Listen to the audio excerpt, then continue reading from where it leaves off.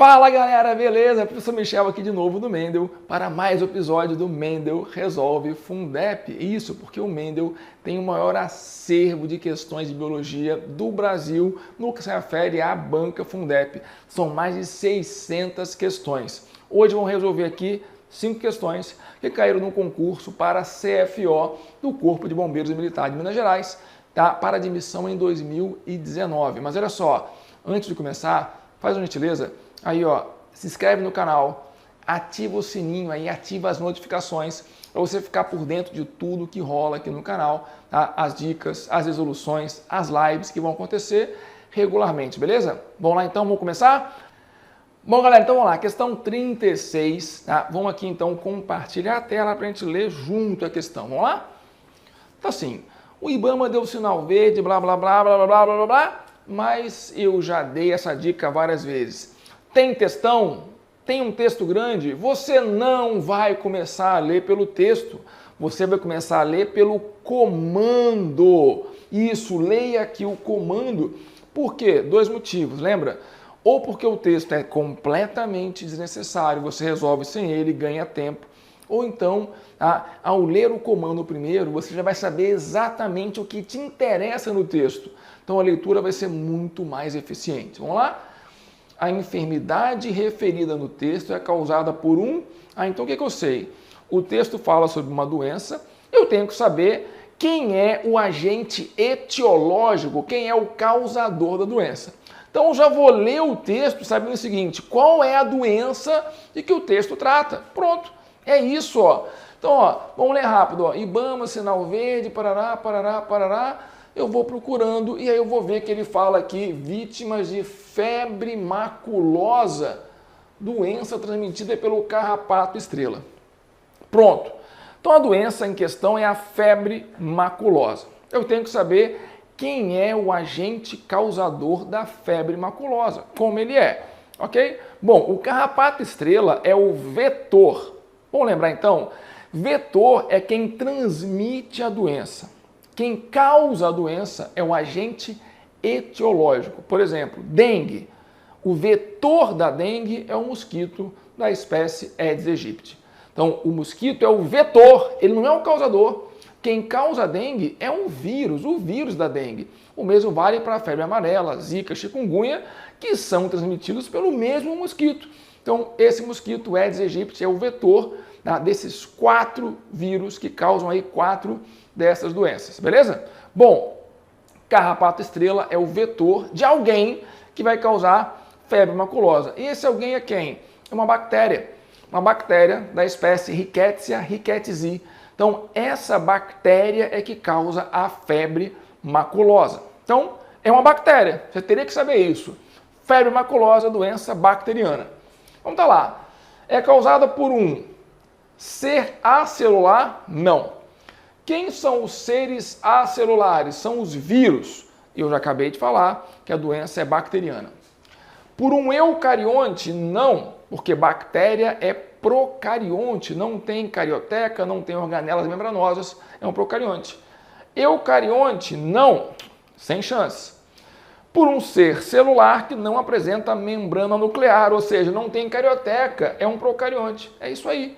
Então, para você matar essa questão, tá lá, ó, resolver a questão, você teria que saber basicamente o seguinte: o agente etiológico é uma bactéria, no caso aqui da febre maculosa, e bactérias são procariontes. Lembrei dessas 2 coisinhas, pronto, resolvido o problema, resposta letra D. Beleza, galera? Bom, questão 37 do mesmo texto, beleza? Vamos agora aqui de novo, ó, para o comando. Qual é a relação, ou melhor, qual é a definição, né, da relação ecológica que ocorre entre o carrapato estrela e o homem? Opa, carrapato, homem. Carrapato é um ser, tá, que vai picar e vai se alimentar do indivíduo, sugar o sangue, certo? Ah, carrapato é um inseto? Não, hein? Cuidado, carrapato não é um inseto. Carrapato é um ácaro, é um artrópode, beleza? Só que os artrópodes têm 3 grupos mais conhecidos e importantes: os insetos, os aracnídeos e os ácaros. Carrapato é o quê? Carrapato é um ácaro. Isso, o carrapato é um ácaro. Tá? Tem 4 pares de pernas, é um ácaro, não é um inseto. Inseto sempre tem 3 pares de pernas, 3 pares de pernas. Beleza? Então o carrapato é um artrópode, mas não é um inseto, é um ácaro. Tá? E ele se alimenta do homem, então é uma relação de parasitismo. E aí eu vou lembrar, parasitismo é uma relação mais-menos. Parasitismo é uma relação mais-menos, uma relação ecológica interespecífica entre espécies diferentes e desarmônica. Desarmônica, por quê? Porque é ruim para alguém. Lembra? As relações são harmônicas quando ninguém é menos, quando ninguém aí tem nenhum tipo de prejuízo e sempre que pelo menos uma das partes tiver prejuízo, tiver aí um sinalzinho negativo, a relação é desarmônica. Então, eu tenho que procurar nas opções a descrição aí de uma relação desarmônica do tipo parasitismo. Vamos ver? Letra A, relação ecológica interespecífica, beleza? Tudo bem? Em que uma espécie captura e mata outra. Não. Olha só. Captura e mata é típico de predação.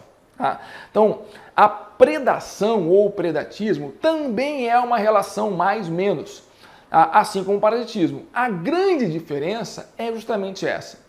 Enquanto na relação de parasitismo, como regra, o parasita não mata o hospedeiro, que é o que vai ter ali o sinal menos, enquanto no parasitismo o parasita, em regra, não mata o hospedeiro, na predação, no predatismo, a morte é a regra. O predador mata a presa. Aqui não tem. O carrapato não mata o homem. Pessoal, mas a febre maculosa pode matar. Mas aí quem matou foi a bactéria, não foi o carrapato. Ok? Bom, tá lá, letra B. A associação entre 2 seres vivos na qual existe um ser apenas que se beneficia, sendo um dos associados prejudicado nessa relação. Ué, um se beneficia e o outro é prejudicado. Certíssima! Tá certo aqui, ó. Essa opção tá certa.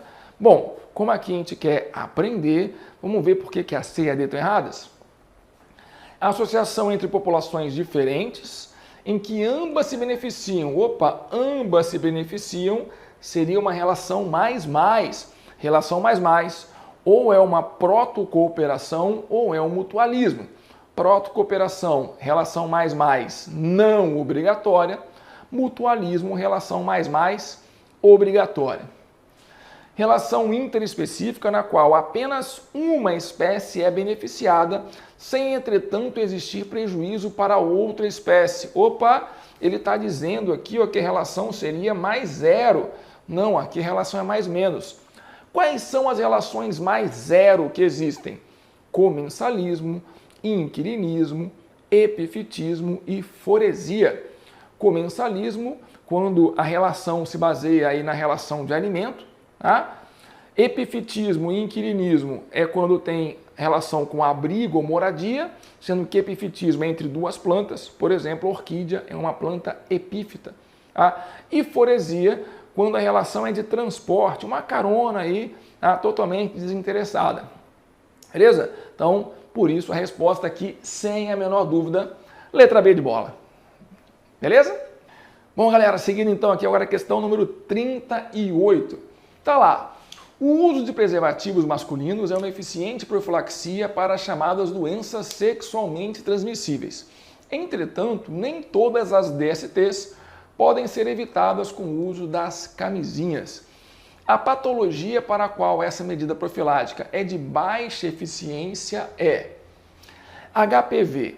HPV, pessoal, é o vírus, papilomavírus humano, que causa verrugas na pele, causa verrugas genitais, o condiloma acuminado e pode causar também feridas lá no útero, no colo do útero. É o principal responsável aí pela ocorrência de câncer de colo de útero. Cancro mole, causado aí por uma bactéria, gonorreia também bactéria, tricomoníase e protozoário, que vão afetar aí o sistema reprodutor. Caramba, todas são DSTs. E, em tese, o preservativo masculino, ou a camisinha, protege contra DSTs. E aqui já fica um alerta. Tem um histórico da Fundep. Bom, como eu conheço mais de 600 questões da Fundep, eu posso dar essa dica, que quem não conhece talvez não saberia o quanto era importante. Mas a Fundep já cobrou umas 2 ou 3 vezes sobre uma doença causada por um inseto, um piolho, que ataca ali, que vive nos pelos pubianos. Beleza? Bom, se a doença é causada por esse piolho que fica nos pelos pubianos, o preservativo masculino, a camisinha, não evita a transmissão, porque a transmissão se daria pelo contato ali, ó, pelo contato direto dos pelos. Mas aqui não está falando sobre essa doença, que seria aí a ptiríase, né? Não é o caso. Então, qual é o problema? Qual é a doença? Galera, eu confesso que eu também fiquei assim um pouco em dúvida quando eu vi a questão. E aí a minha tendência foi marcar a letra A. Por quê? Bom, porque eu sei que o HPV também está presente na pele. As verrugas que nós temos são causadas pelo HPV. Então, usar preservativo não vai impedir que esse contato da pele, por exemplo, durante o ato sexual, mas antes do ato sexual, da penetração em si, estão lá fazendo carícias genitais com a mão, pode haver a transmissão pela mão. Aí eu fiquei meio assim, eu tenderia a marcar o HPV. Mas eu fui pesquisar para trazer aqui informações mais adequadas para a gente. Aí olha só, galera, o que eu achei lá no site do governo, da AIDS. Tá lá. Vamos ler aqui, ó. Vou compartilhar a tela para a gente ler junto. O uso de preservativo, camisinha, nas relações sexuais é outra forma importante, ou melhor, outra importante forma de prevenção do HPV. Contudo, seu uso, apesar de prevenir a maioria das ISTs, né, que são as doenças sexualmente transmissíveis, também chamadas assim, não impede totalmente a infecção pelo HPV, pois muitas vezes as lesões estão presentes em áreas não protegidas pela camisinha, a vulva, a região pubiana, o períneo ou a bolsa escrotal. A camisinha feminina, que cobre também a vulva, é mais eficaz para evitar a infecção se utilizada desde o início da relação sexual. Então, olha só, galera, como a Fundep adora repetir aí temas de questão, dando aí uma leve modificada, ela poderia pegar essas mesmas doenças e cobrar essa segunda parte aqui. Já pensou se cair isso? Uma próxima prova? Colocando assim, olha, a camisinha feminina também é um importante equipamento para a prevenção de doenças sexualmente transmissíveis. E dentre as doenças, qual delas vai ser mais prevenida, qual delas vai ser mais evitada pelo uso da camisinha feminina ao invés da camisinha masculina? Percebam, é a mesma pergunta, é a mesma ideia e a resposta é HPV. Beleza? Então aqui o HPV, por esse motivo, está lá no site lá do governo, aids.gov.br. Está aqui, só você pesquisar que você vai achar. Beleza? Pula, galera? Então é isso aí. Vamos para a próxima? Bom, próxima questão, galera, questão 39, tá assim, observe a figura, eu vou compartilhar aqui para a figura ficar muito mais nítida para você. Então, observe a figura a seguir, que evidencia determinadas organelas celulares vegetais. São processos que ocorrem dentro dessa organela. Galera, só para ficar claro, ó, aqui eu vou delinear a parede celular, beleza, de uma célula. Então, tudo que está aqui dentro, ó, isso aqui tudo é uma célula. Beleza? Vou apagar agora aqui isso que eu fiz, ó. Isso aqui é uma célula. A única organela que a gente está conseguindo ver aqui é o cloroplasto. Então, cada coisinha dessa aqui, ó, pintada de verdinho, ó, cada coisinha dessa aqui é um cloroplasto. Aqui tem um, aqui tem outro, por aí vai. Cloroplastos. Os cloroplastos são visíveis porque são naturalmente verdes, né? Isso aqui foi visto com o microscópio óptico. Interessante, né? Quando a gente está observando essa célula vegetal, esses cloroplastos ficam girando aqui, ó, ficam circulando. Essa circulação é chamada ciclose. A circulação ali do citosol que acaba aí empurrando, arrastando, né, os cloroplastos. Então a pergunta é, Qual processo não acontece, porque ele quer o exceto, não acontece dentro do cloroplasto. O cloroplasto é responsável pela fotossíntese. Fotossíntese é aquele processo por meio do qual as plantas e as algas e algumas bactérias, né, que fazem fotossíntese, pegam matéria inorgânica, gás carbônico e água e pegam energia da luz e produzem compostos orgânicos ricos em energia, produzem lá glicose, sendo que vai haver ainda liberação de oxigênio. Então, tudo isso acontece na fotossíntese. Então, oxidação das moléculas ou de molécula de glicose. Galera, oxidar a molécula de glicose seria quebrar a molécula de glicose, desmontar a glicose. Mas não! O que eu quero fazer na fotossíntese, o que a planta faz é construir a glicose, não é oxidar a glicose. Então, de cara, essa é a resposta. A oxidação da glicose ocorre na respiração celular, por exemplo, que vai ocorrer na mitocôndria. Pessoal, por que, por exemplo? Porque na fermentação também oxida, mas oxida parcialmente. Ok? Então, a captação da radiação luminosa, com certeza. Redução do NADP, aqui está invertido, ó, era NADP o nome, não NAPD, é NADP, nicotinamida, adenosina, NAD, nicotinamida, adenosina, dinucleotídeo fosfatado, ufa, quase que não sai, tá? É NADP na fotossíntese e apenas NAD lá na mitocôndria.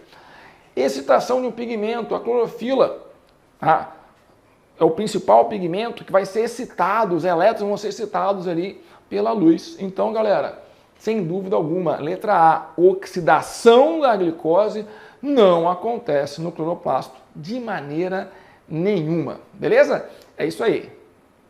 Bom, galera, então agora a última questão aqui, a questão 40 dessa sequência, né? Lembrando, estamos resolvendo aqui as questões do concurso para admissão para bombeiro militar, para oficial, para o CFO, a admissão lá de 2019. Bom, a questão 40 tem um texto, já sabemos, eu não vou começar pelo texto, vou começar pelo comando. São processos que permitiram essa adaptação, exceto... Pessoal, é importante, ó, tem aqui um exceto, incorreto, circula para você não acabar marcando a resposta correta. O que eu sei? Ele vai falar sobre alguma adaptação e eu tenho que ver o que não é importante para essa adaptação que ele vai falar ali. Tá lá. Assim como os animais, as plantas também tiveram dificuldades para se fixar em terra firme. Os desafios eram muitos e as plantas precisavam enfrentar problemas, tais como dessecação, trocas gasosas na atmosfera, sustentar-se fora da água e reprodução. Esses problemas foram os mesmos enfrentados pelos animais ao tentarem conquistar esse novo ambiente. Então, a adaptação ao qual ele se refere é a adaptação das plantas ao ambiente terrestre, à vida independente da água. Então, vamos lá. Quais são os 4 grupos de plantas? Briófitas, pteridófitas, gimnospermas e angiospermas. São os 4 grupos aí de vegetais.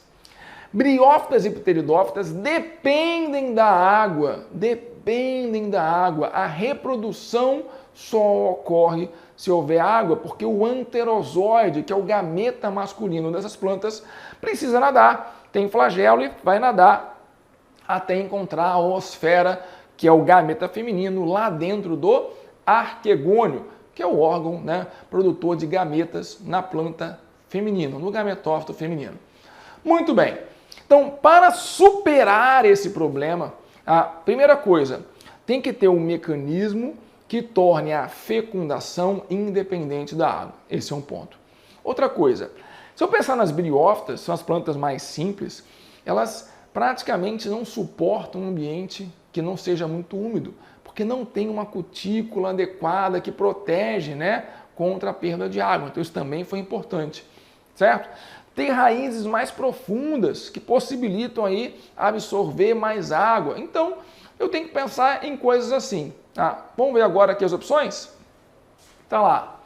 Desenvolvimento dos esporos. Isso foi importante? Foi. Porque com o surgimento dos esporos, começou a ser mais fácil, né, viver fora da água, ou de forma independente da água. Só que tem um problema. Qual? Todas as plantas possuem esporos. Briófita tem esporo, Pteridófita tem esporo. Então, essa transição, né, entre Briófita e Pteridófita para a Gimnosperma, bom, não tem aqui, de fato, a necessidade. Então, isso aqui, ó, em tese, poderia ser algo que não está certo. Por que não, professor? Não entendi. Porque a conquista definitiva do ambiente terrestre, no que se refere às plantas, foi na transição de Pteridófitas para Gimnospermas, sendo que Briófitas e Pteridófitas já possuíam esporos. Então, como ele quer aquilo que não foi uma adaptação importante nessa transição, bom, isso aqui não foi importante, não foi tão importante assim. Vamos ver as outras? Surgimento da cutícula, aí sim, a cutícula possibilitou, então, a vida longe do ambiente mais úmido, porque dificulta, reduz, impede a perda de água. Impede não, mas reduz a perda de água lá na folha. Incorporação de seres procariontes pela endossimbiose. Pô, aí aqui forçou a barra. Isso aqui não tem nada a ver, nenhuma relação. Endossimbiose, galera, é aquele processo que nós percebemos para o surgimento de mitocôndrias e cloroplastos. Mitocôndrias e cloroplastos eram, né, num passado remotíssimo, seres procariontes que viviam de forma independente, que foram englobados, né, por outras células e passaram a viver ali numa relação de associação mutualística. E o que isso tem a ver com a conquista do ambiente terrestre pelas plantas? Absolutamente nada, nenhuma relação. Então isso aqui está muito errado. Como ele quer a errada, essa é a resposta. Surgimento de estômatos também foi importante. Estômato para quê? Para poder fazer a troca de gases. Mas aqui mais um detalhe. As briófitas também têm estômatos. Os esporófitos das briófitas também têm estômatos. Então, olha só, apesar de estômatos e de esporos existirem também em briófitas e pteridófitas, que não são as plantas que conquistaram definitivamente o ambiente terrestre, apesar de ter aqui duas alternativas que não estão totalmente corretas, lembrando ele que é incorreta, a letra C está claramente incorreta, absurdamente incorreta. Então, ela é a alternativa a ser marcada. E isso, pessoal, infelizmente, é comum em questões da Fundep. Quando ele quer que marque a correta, às vezes tem mais de uma que está correta, mas tem aquela que está obviamente correta, muito mais correta, vamos dizer assim. Quando ele quer que marque a incorreta, às vezes tem uma que está muito incorreta, gritantemente incorreta, mas tem outra que não está tão certa. Então, você vai ter que marcar aquela que está muito mais obviamente, claramente, correta ou incorreta, de acordo com a situação. É assim que você tem que fazer em questões Fundep. E aí, galera, tem que conhecer bem a prova da Fundep para dar uma dica dessa. Só essa dica já vale o seu like, a sua curtida aqui nessa live. Live não, né? Nessa aula, né? Estão acostumando a fazer live aqui, acabei falando aqui de live, nessa transmissão, nessa aula. Vale também aí a sua inscrição no canal e ativa o sininho, porque outras aulas vão aparecer aqui e lives também. Vão ter aí algumas lives para a gente resolver junto questões da Fundep, porque o Mendel Resolve Fundep e nós temos a maior expertise e o maior acervo de questões de biologia da Fundep do Brasil, beleza? É isso aí, galera. Muito obrigado. Até a próxima. Tchau!